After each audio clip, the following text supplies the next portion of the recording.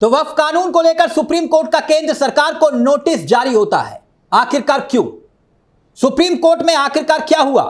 क्या वाकई में वक्फ कानून को लेकर मोदी सरकार फंस चुकी है? यह जिक्र क्यों किया जा रहा है? कोर्ट में ऐसा क्या हुआ? क्या वाकई में मोदी सरकार को सुप्रीम कोर्ट के चीफ जस्टिस ऑफ इंडिया ने ना सिर्फ जोर का झटका दे दिया है, बल्कि नए कानून को रद्द करने की दिशा में क्या यह एक पहला कदम बढ़ा दिया है? सुप्रीम कोर्ट में मोदी सरकार को नोटिस जारी करने का मतलब क्या है? नए वक्फ कानून की संवैधानिकता को लेकर जो चुनौती दी गई थी, जो सवाल पूछे गए थे, उससे संकेत क्या मिल रहे हैं? क्योंकि फैसला आने वाला था, माना जा रहा था, लेकिन लगभग क्या यह तय हो चुका है कि नया वक्फ कानून हर हाल में रद्द भी हो सकता है? तो चलिए समझने की कोशिश करते हैं कि आखिरकार chief justice of India Gavai साहब ने मोदी सरकार को नोटिस जारी करके ऐसा क्या संकेत दे दिया, ऐसा क्या पूछ लिया, और क्यों इसे माना जा रहा है कि यह रद्द होने की दिशा में पहला कदम भी हो सकता है। यह सब कुछ समझाने की हम कोशिश करते हैं आपको कि कोर्ट में भी क्या कुछ हुआ और 1995 का जिक्र अचानक आया कहां से।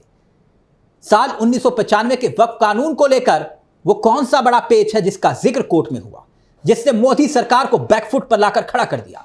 दोस्तों, वैसे तो आप जानते हैं नए वक्फ कानून पर सुप्रीम कोर्ट में सुनवाई चल रही है और उसी दौरान इस पूरे देश की मीडिया ने, एक वर्ग जो है मीडिया का, उसने एक भ्रम फैलाया और भ्रम फैलाने की कोशिश यह थी कि वक्फ कानून की सुनवाई में मोदी सरकार के वकील की दलीलें बहुत तगड़ी हैं और नए वक्फ कानून में मोदी सरकार की जीत लगभग तय है। हमारे देश की मीडिया ने यही बताया, यानी फैसला आने से पहले ही जीत निर्धारित कर दी, जीत का ऐलान कर दिया। लेकिन सच्चाई क्या निकली? बिल्कुल विपरीत। अगर ऐसा होता तो फिर अब तक फैसला आ जाता। कपिल सिब्बल और अभिषेक मनु सिंघवी ने मुस्लिम पक्ष की ओर से जो दलीलें रखी, उसने मोदी सरकार को कानून के लिहाज से जकड़ कर रख दिया और अब यह मामला और आगे खिंचता हुआ दिखाई दे रहा है। कैसे समझिएगा? मुस्लिम पक्ष के दोनों वकीलों ने भारतीय संविधान के मूल संविधान, संपत्ति के अधिकार, धार्मिक स्वतंत्रता के अधिकार, समानता के अधिकार का ना सिर्फ खुला उल्लंघन इस कानून को बताया, बल्कि कानून को पूरी तरह से असंवैधानिक होने के तर्क भी दिए, और वो भी मजबूती के साथ। हालांकि इस दौरान चीफ जस्टिस ऑफ इंडिया की ओर से एक बयान आया, जिसको लेकर देश की मीडिया ने एक और भ्रम फैलाया। नया वक्फ कानून संसद की ओर से पारित है, यह बात कही चीफ जस्टिस ऑफ इंडिया ने। ठीक है, संसद की ओर से पारित हर कानून की अपनी एक संवैधानिकता होती है, बिल्कुल सही कहा। इसलिए यह कानून इस शर्त पर रद्द नहीं किया जा सकता कि जब तक इसका ठोस सबूत मिले कि नए वक्फ कानून संविधान की मूल धारा के खिलाफ है। बिल्कुल चीफ जस्टिस ऑफ इंडिया ने सही कहा था।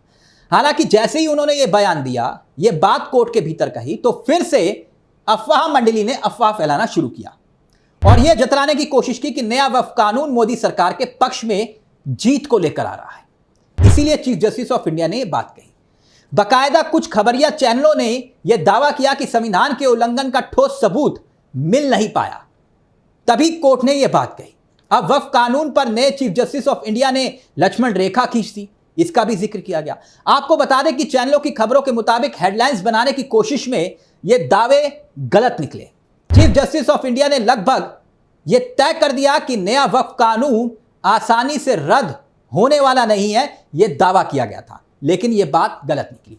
हालांकि जो खबरें सामने आ रही हैं उसमें तस्वीर जो पूरी तरह से साफ होती हुई दिखाई दे रही है कि नया वक्फ कानून बहुत जल्द रद्द भी हो सकता है, क्योंकि chief justice of India B R. Gavai ने, मसीह साहब की पीठ ने मोदी सरकार और राज्यों को एक नोटिस जारी कर दिया है। मैंने क्यों कहा कि बहुत कुछ घट रहा है? क्योंकि chief justice of India Gavai ने केंद्र सरकार को नोटिस जारी करते हुए नए वक्फ कानून के साथ 1995 के वक्फ कानून पर भी सवाल जवाब तलब कर लिए हैं, जवाब मांगा है। अब जवाब क्या? सुप्रीम कोर्ट ने मंगलवार को जब सुनवाई हो रही थी, वक्फ अधिनियम 1995 के प्रावधानों को चुनौती देने वाली एक याचिका आती है। रिट याचिका पर केंद्र सरकार और राज्य सरकार दोनों को नोटिस जारी किया जाता है। इसे 1995 अधिनियम को चुनौती देने वाली एक पुरानी याचिका के साथ जोड़ दिया गया है। अब मामले की सुनवाई होती है। सुनवाई हुई तो कोर्ट में क्या कुछ हुआ, अब वो भी समझिए। और ये 1995 वक्फ कानून का जिक्र जो किया गया वो क्या है वो समझिएगा। गवई साहब ने याचिकाकर्ता के वकील है अश्वनी उपाध्याय, उनसे पूछा कि भाई आप 1995 अधिनियम को अब क्यों चुनौती दे रहे हैं। इस पर उपाध्याय ने कहा कि 2013 के संशोधन को भी चुनौती दी जा रही है। फिर चीफ जस्टिस ऑफ इंडिया ने कहा कि 2013 से 2025 तक 12 साल देरी हो रही है। अब सवाल यह कि 1995 अधिनियम है क्या, उसे भी समझिए। दरअसल वक्फ कानून 1995 के कुछ पॉइंट्स हैं जिसे अब मैं आपको बताने वाला हूं। जैसे कि वक्फ बोर्ड के सभी सदस्य मुस्लिम होते थे, जिसमें 2 महिलाओं का शामिल होना भी जरूरी होता था। 1995 के वक्फ कानून में यह साफ नहीं था कि क्या सरकारी जमीन वक्फ घोषित हो सकती है। पॉइंट यह भी था कि वक्फ संपत्ति की जांच और निर्धारण का अधिकार वक्फ बोर्ड के पास था।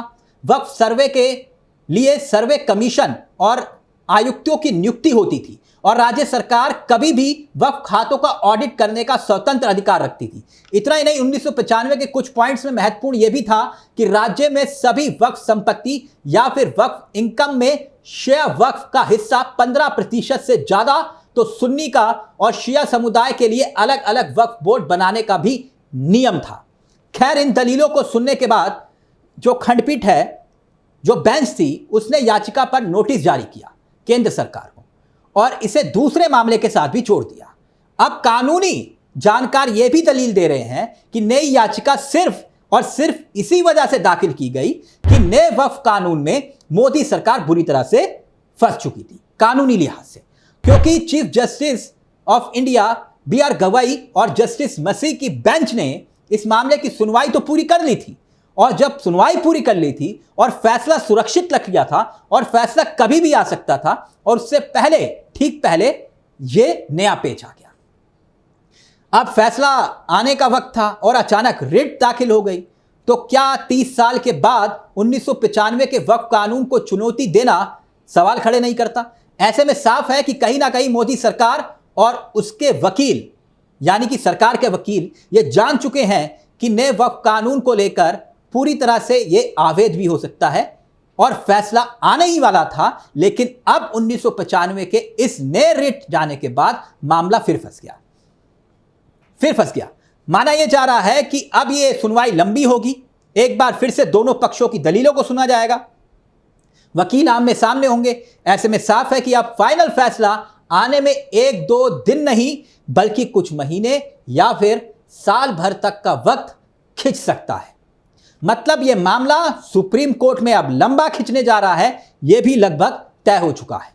अब इस मामले को लेकर आपका क्या मानना है? क्या मोदी सरकार ने इस वजह से साल 1995 के पुराने वक्फ कानून पर सवाल उठाए हैं कि वो साल 1925 के नए वक्फ कानून पर हारती हुई दिखाई दे रही है?